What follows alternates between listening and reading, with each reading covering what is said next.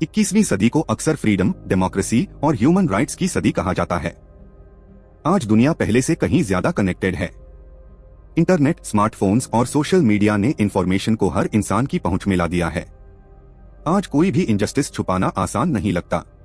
फिर भी इसी मॉडर्न वर्ल्ड में ऐसे देश मौजूद हैं जहां एक ही व्यक्ति या एक छोटा सा ग्रुप दशकों से सत्ता पर काबिज है।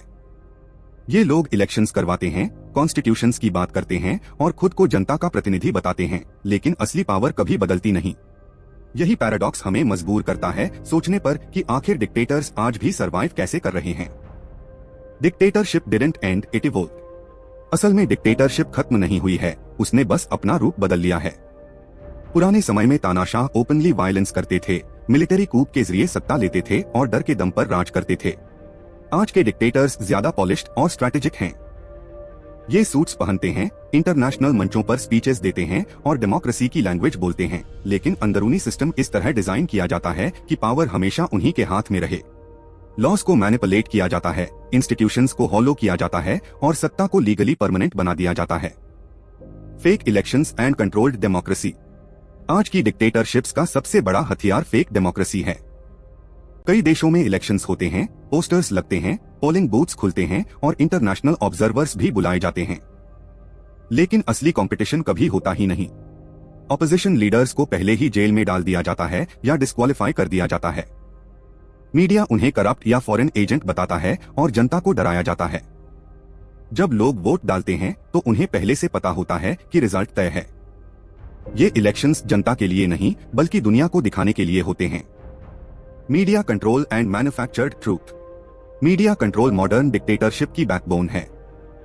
डिक्टेटर्स जानते हैं कि गन्स से ज्यादा पावरफुल होता है नैरेटिव। अगर लोगों को ये यकीन दिला दिया जाए कि जो हो रहा है वही सही है, तो रेजिस्टेंस अपने आप खत्म हो जाती है। स्टेट कंट्रोल्ड टेलीविजन, न्यूज़पेपर्स और डिजिटल प्लेटफॉर्म्स पर गवर्नमेंट फ्रेंडली स्टोरीज डोमिनेट करती हैं।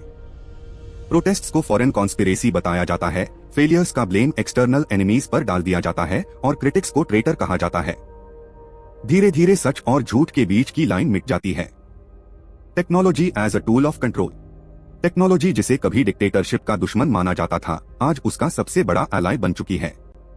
Surveillance cameras, facial recognition systems, phone tapping और एआई बेस्ड मॉनिटरिंग गवर्नमेंट्स को हर सिटीजन पर नजर रखने की ताकत देते हैं।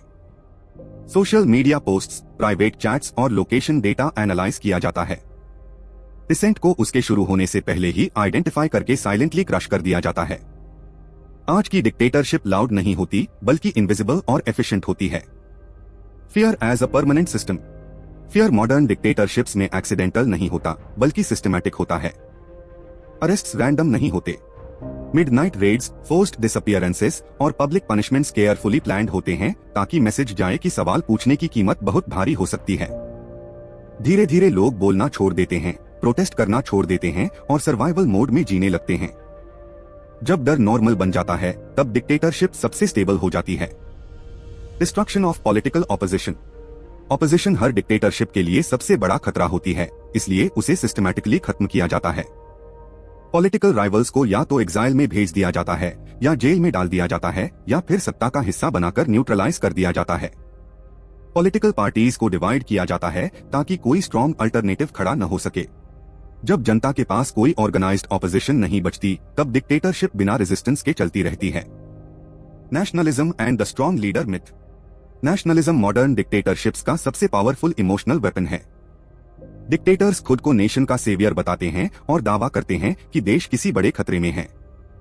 क्रिटिक्स को एंटी नेशनल कहा जाता है और हर फेलियर को पैट्रियोटिज्म के नाम पर जस्टिफाई किया जाता है। जब लीडर और नेशन को एक ही बना दिया जाता है तब लीडर की आलोचना देशद्रोह बन जाती है। Economic control and dependency. Economy भी डिक्टेटरशिप को सस्टेन करने का एक बड़ा माध्यम होती है। जॉब्स, सब्सिडीज, लाइसेंसेज और कॉन्ट्रैक्ट्स लॉयल्टी के आधार पर दिए जाते हैं। जब आपकी लाइवलीहुड सरकार पर डिपेंड करती है तो प्रोटेस्ट करना रिस्की हो जाता है। पॉवर्टी और अनएम्प्लॉयमेंट डिक्टेटर्स के लिए वीकनेस नहीं बल्कि कंट्रोल का टूल होते हैं। इकोनॉमिक डिपेंडेंसी जनता को साइलेंट बना देती है। Global hypocrisy and strategic interests. International politics में डिक्टेटरशिप को खुला या छुपा सपोर्ट मिलता है। डेमोक्रेटिक कंट्रीज ह्यूमन राइट्स की बात करते हैं, लेकिन जब ऑयल, गैस, वेपन्स ट्रेड या स्ट्रैटेजिक लोकेशन जैसे इंटरेस्ट सामने आते हैं तो वही डिक्टेटर्स एलायंस बन जाते हैं। सैंक्शंस सेलेक्टिवली लगाए जाते हैं और मोरालिटी नेगोशिएशन टेबल पर एक बार्गेनिंग चिप बन जाती है। ग्लोबल सिस्टम में वैल्यूज नहीं बल्कि इंटरेस्ट्स रूल करते हैं। Military loyalty and power protection. Military और सिक्योरिटी फोर्सेस डिक्टेटरशिप्स का आखिरी पिलर होती हैं। इन्हें स्पेशल प्रिविलेजेस, इम्यूनिटी और इकोनॉमिक बेनिफिट्स दिए जाते हैं। बदले में उनसे अनकंडीशनल लॉयल्टी ली जाती है। जब गन्स सत्ता के साथ होती हैं, तो जनता की आवाज को दबाना आसान हो जाता है। इतिहास बताता है कि डिक्टेटर्स तब तक टिके रहते हैं जब तक सेना उनके साथ रहती है। Education and control of the next generation. Education system को भी केयरफुली मैनिपुलेट किया जाता है। हिस्ट्री बुक्स बदली जाती हैं, लीडर को हीरो और क्रिटिक्स को विलन दिखाया जाता है। नई जनरेशन को यही सिखाया जाता है कि करंट सिस्टम के अलावा कोई अल्टरनेटिव पॉसिबल ही नहीं है। जब इमेजिनेशन मर जाती है, तब रेवोल्यूशन की संभावना भी खत्म हो जाती है। Public fatigue and broken hope. सबसे पेनफुल सच्चाई यह है कि डिक्टेटर्स सिर्फ ताकत से नहीं टिकते बल्कि जनता की थकान से टिकते हैं। लगातार रिप्रेशन, फेल्ड प्रोटेस्ट्स और टूटी उम्मीदें लोगों को साइकोलॉजिकली एग्जॉस्ट कर देती हैं। यही डिक्टेटरशिप की सबसे बड़ी जीत होती है। Are dictators permanent? इतिहास ये भी बताता है कि कोई भी डिक्टेटरशिप हमेशा के लिए नहीं होती। कंट्रोल चाहे कितना भी मजबूत हो, क्रैक्स बनते ही हैं। Economic collapse, internal power struggles, public awakening या ग्लोबल शिफ्ट्स, किसी न किसी मोड़ पर सिस्टम हिलता है। सवाल ये नहीं कि डिक्टेटरशिप गिरेगी या नहीं, सवाल ये है कि कब और कितनी कीमत पर। 21वीं सदी में डिक्टेटर्स इसलिए सरवाइव नहीं करते क्योंकि वो अनबीटेबल हैं, बल्कि इसलिए करते हैं क्योंकि सिस्टम्स उन्हें प्रोटेक्ट करते हैं, फियर उन्हें मजबूत बनाता है और दुनिया अक्सर कन्वीनियंस को जस्टिस से ऊपर रखती है। जब तक ये सच नहीं बदलेगा, तब तक मॉडर्न वर्ल्ड में भी ओल्ड पावर जिंदा रहेगी। अगर आपको यह वीडियो इंफॉर्मेटिव लगी हो तो वीडियो को लाइक, शेयर और सब्सक्राइब जरूर करें। कमेंट में बताइए कि क्या डिक्टेटरशिप आगे और सरवाइव कर सकती है। और ऐसी डीप एनालिसिस डॉक्यूमेंट्री वीडियोस के लिए स्टे ट्यून्ड।